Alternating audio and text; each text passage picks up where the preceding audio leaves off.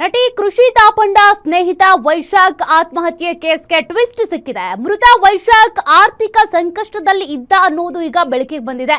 ಅಸಹಜ ಸಾವು ಕೇಸ್ ದಾಖಲಿಸಿ ತನಿಖೆ ನಡೆಸ್ತಾ ಇದ್ದಂತ ಪೊಲೀಸರಿಗೆ ಈ ಮಾಹಿತಿ ಸಿಕ್ಕಿದೆ.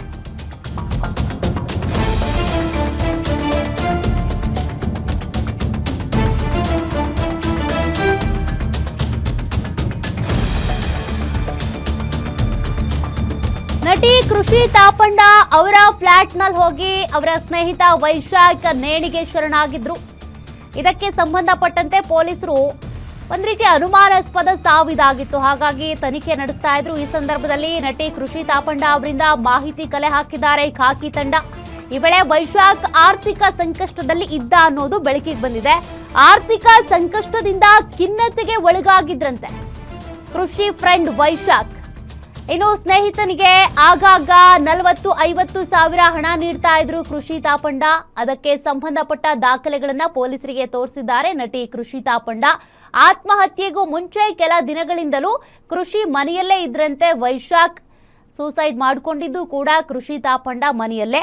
ಸದ್ಯ ಇದ್ರ ಸಂಬಂಧ ಕೃಷಿ ತಾಪಂಡ ಅವರ ಬಳಿ ಸಾಕಷ್ಟು ಮಾಹಿತಿಯನ್ನ ಕಲೆ ಹಾಕಿದ್ದಾರೆ ಪೊಲೀಸರು.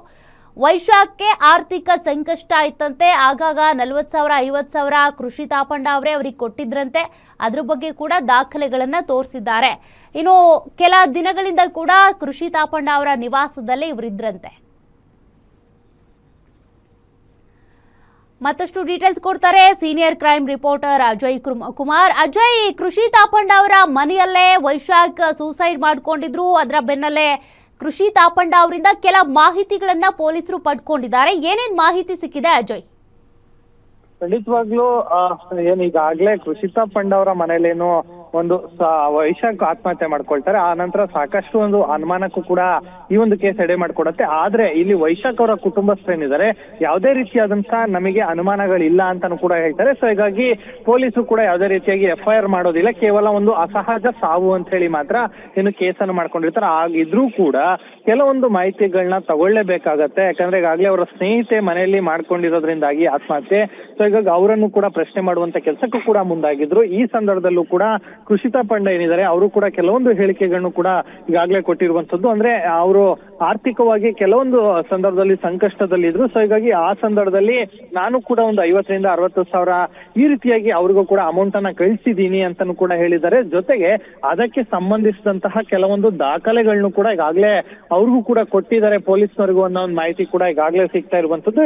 ಇದರ ಜೊತೆಗೆ ನೀವು ಎಷ್ಟು ವರ್ಷಗಳಿಂದ ಕೂಡ ಜೊತೆಲಿದ್ರಿ, ಮತ್ತೆ ಬೇರೆ ಯಾವ್ದಾದ್ರು ವಿಚಾರಗಳೇನಾದ್ರು ನಿಮ್ ಜೊತೆ ಪ್ರಸ್ತಾಪ ಆಗಿತ್ತಾ, ಮತ್ತೆ ನಿಮ್ಮ ಮತ್ತೆ ಅವರ ಸಂಬಂಧ ಯಾವ ರೀತಿ ಆಗಿತ್ತು, ಮತ್ತೆ ಅವರ ಮನೆಯವರ ವಿಚಾರವಾಗಿ ಏನಾದ್ರು ಹೇಳ್ಕೊಂಡಿದ್ರ, ಹೀಗೆ ಸಾಕಷ್ಟು ವಿಚಾರಗಳನ್ನು ಕೂಡ ಒಳಗೊಂಡು ಪೊಲೀಸರು ಕೂಡ ಅವರಿಗೆ ಪ್ರಶ್ನೆಯನ್ನು ಕೂಡ ಕೇಳಿದರೆ ಅವರು ಕೂಡ ಕೆಲವೊಂದು ವಿಚಾರಗಳನ್ನ ಆಧರಿಸಿ ಆ ಒಂದು ವಿಚಾರಕ್ಕೆ ಸಂಬಂಧಪಟ್ಟಂತೆ ಈಗಾಗಲೇ ಆ ದಾಖಲೆಗಳನ್ನು ಕೂಡ ಕೊಡೋದಕ್ಕೂ ಕೂಡ ಹೇಳಿದ್ರು. ಈಗಾಗಲೇ ಕೆಲವೊಂದು ಆ ದಾಖಲೆಗಳನ್ನು ಕೂಡ ಈಗಾಗಲೇ ಕೊಟ್ಟಿದ್ದಾರೆ ಅನ್ನೋ ಮಾಹಿತಿ ಕೂಡ ಇರುವಂತದ್ದು. ಈಗಾಗಲೇ ಕೃಷಿ ತಾಪಂಡ ಹೇಳಿಕೆಯನ್ನು ಕೂಡ ಈಗಾಗಲೇ ಸದ್ಯ ಪೊಲೀಸರು ಕೂಡ ಸ್ಟೇಟ್ಮೆಂಟ್ ಅನ್ನು ಮಾಡಿಕೊಂಡು UDR ಅನ್ನು ಕೂಡ ದಾಖಲು ಮಾಡ್ಕೊಂಡಿರುವಂತದ್ದು. ಸೌಖ್ಯ. Okay, thank you Ajay ಡೀಟೇಲ್ಸ್ಗೆ.